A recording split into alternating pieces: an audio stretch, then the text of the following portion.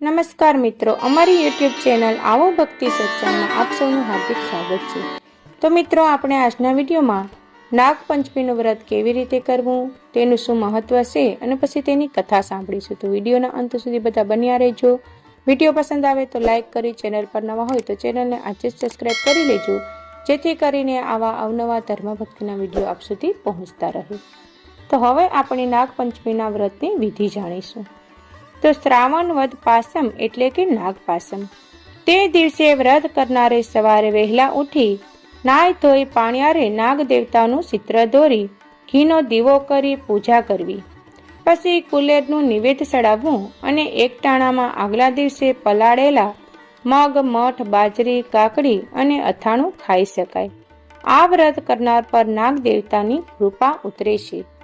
હવે મિત્રો, આપણે નાગપંચમીની વ્રતની કથા સાંભળીશું। તો વીરપુર નામે ગામ, તેમાં એક ડોસી રહે। તે ડોસીને 7 દીકરા। ડોસીએ 7 દીકરાઓને પરણાવી દીધેલા, તેથી 7 વહુઓ સાથે રહે। ડોસીની 6 વહુઓ ભર્યા ભાદરવે ઘરેથી આવેલી, પણ સૌથી નાની વહુને પિયરમાં કોઈ નહીં, એટલે બધા તેને નબાપી નપેરી કહી મેણા દે, પરંતુ તે બિચારી મૂંગે મોઢે બધું સહી લે। ઘરનું બધું કામ તેના માટે, ઢગલો રોટલા ઘડે, વાસણ માંજે, ગાસડો કપડાં ધોતી, તોય પેટ પૂરતું ખાવા ન મળે। ભાદરવો માસ આવ્યો, શ્રાદ્ધના દિવસો આવ્યા, ઘરમાં તપેલું ભરીને ખીર બની। 6 વહુ અને 7મી સાસુ પેટ ભરીને જમ્યા, પણ નાની વહુની ભાઈએ ન લીધી। નાની વહુને ચડતા દાડા હતા, તેથી તેને ખીર ખાવાનું ઘણું મન થાય, પણ કરે શું? કામ ખૂટે તો ખાવા બેસે ને ત્યાં તો સાસુમાં તાડુક્યા। અલી નપેરી, જોઈ શું રહી છે? વધ્યું ઘટ્યું ખાઈને વાસણ માંજી નાખને। નાની વહુ તો ઉઠી, ખીરના તપેલામાં જોયું તો ઠાલું ઠમ, એની આંખમાં જરજરિયા આવી ગયા। ભૂખ્યા પેટે એઠા વાસણનું તબળકિયું લઈ તે નદીએ માંજવા ગઈ। તેણે નદીએ જઈ બધા વાસણો તબળકડામાંથી બહાર કાઢ્યા।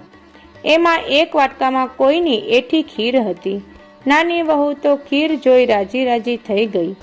તેણે ખીરનો વાડકો ઝાડ પાસે મૂક્યો અને વિચાર્યું કે વાસણ ઉટકીને પછી આ ખીર પી જઈશ।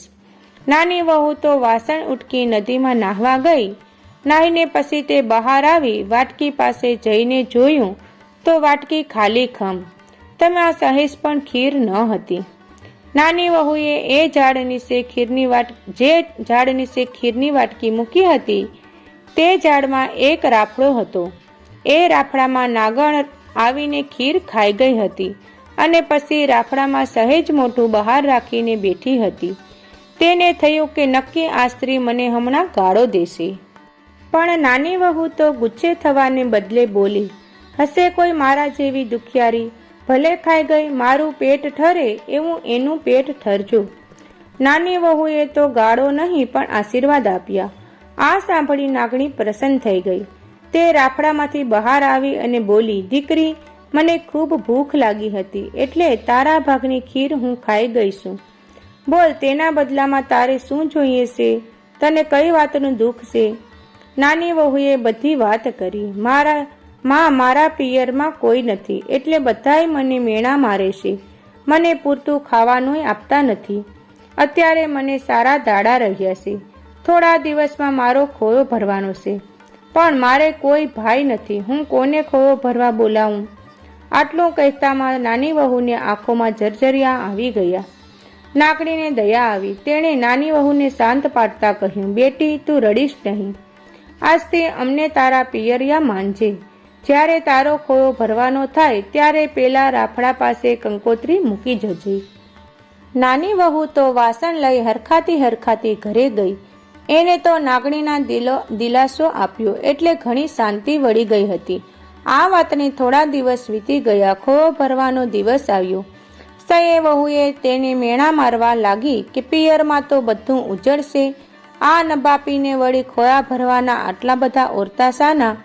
પરંતુ નાની વહુ તો કાંઈ બોલી નહીં। એ તો એક કંકોત્રી લઈને સાની માની નાગણના રાફડા પાસે મૂકી આવી।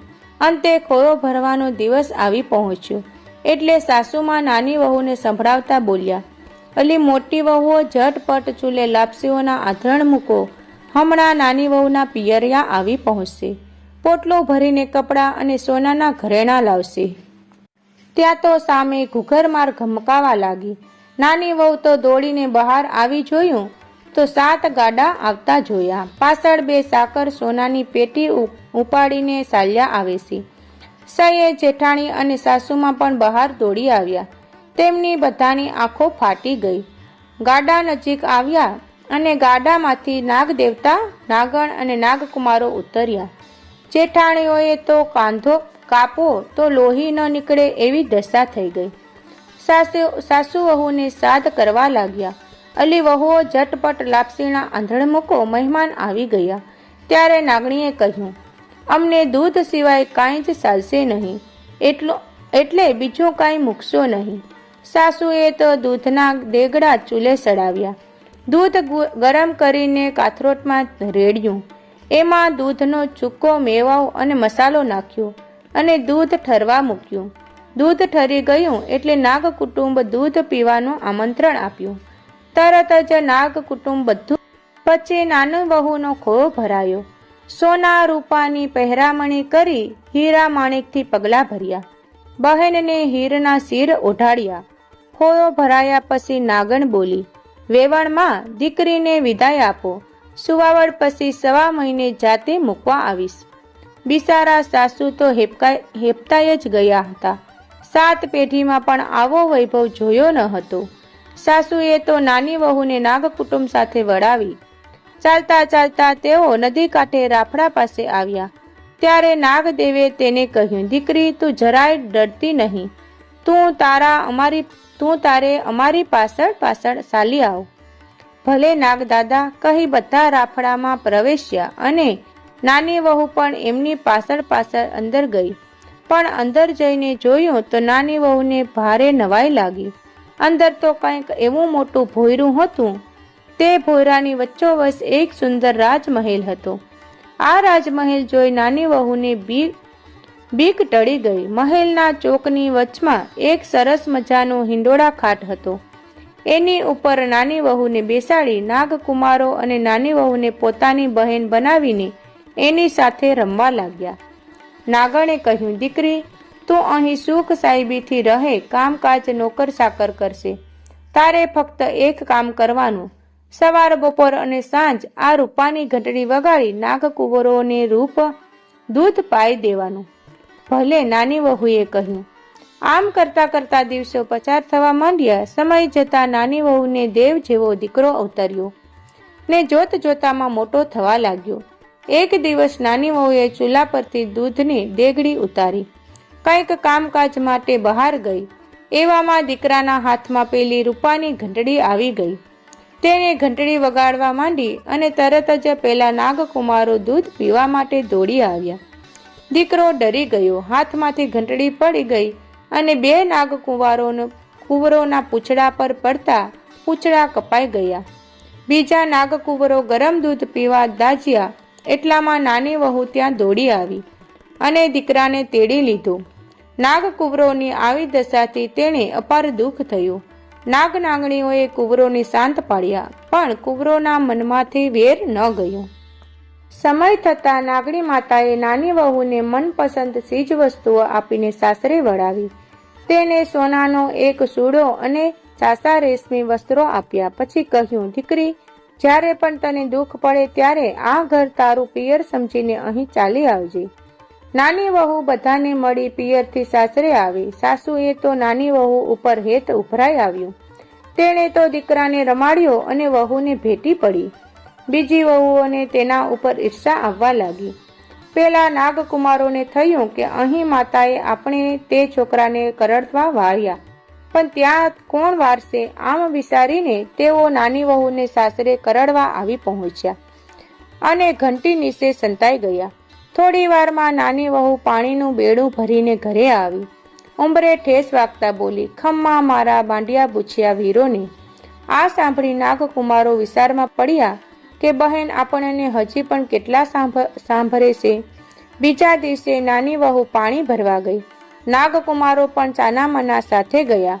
વહુને વાવને પગથિયે ઠેસ વાગી. નાની વહુ ફરીથી બોલી ઉઠી, ખમ્મા મારા બાંડિયા બુછિયા વીરની. નાગકુમારોએ બહેનને આટલો બધો પ્રેમ જોઈ કરડવાનો વિચાર માંડી વાળ્યો અને ત્યાંથી ચાલતા થયા. એક દિવસ મોટી વહુને દૂધની તાંબડી છોકરાએ રમતા રમતા ઢોળી નાખી. એ તો ગુસ્સે થઈ ચણકવા બોલી, અમારા રાખનું દૂધ સીધને ઢોળી નાખો છો? તમે તો મોટા પિયરના છો, કાલે ગાયો લાવીને બાંધશો, પણ અમે શું કરીશું? નાની વહુને તો ખોટું લાગ્યું. તે છોકરાને લઈને ફરીથી નાગમાતા પાસે ગઈ અને પોતાના દુઃખની વાત કરી. નાગમાતાએ તેને આશ્વાસન આપી કહ્યું, દીકરી તું અહીં 2 દિવસ રોકાઈ ઘરે જા, પછી ઘરે વાડો કરાવ. હું કાલે ગાયો ભેંસો મોકલાવીશ. વહુ તો 2 દિવસ પિયર રોકાઈ પોતાના ઘરે ગઈ. તેણે વાડો કરાવ્યો. એટલામાં તો પેલા બાંડિયા બુચિયા ભાઈઓએ પુષ્કળ ગાયો ભેંસો લઈને આવી પહોંચ્યા. બહેનનો તો વાડો ભરાઈ ગયો. બહેને થોડી ગાયો ભેંસો પોતાની જેઠાણીઓને આપી. આથી તેઓ પણ રાજી રાજી થઈ ગયા. આખા ઘરમાં આનંદ છવાઈ ગયો. હે નાગદેવતા, જેવા તમે નાની વહુને ફળ્યા, તેવા આ વ્રત કરનાર અને કથા વાંચનાર સાંભળનાર સૌને ફળજો. તો મિત્રો, આ વિડીયોમાં આપણે નાગપંચમીની કથા સાંભળી. વિડીયો પસંદ આવ્યો હોય તો લાઈક કરજો. હવે નવા વિડીયો સાથે મળીશું. ત્યાં સુધી સૌને જય સિયારામ, જય શ્રી કૃષ્ણ.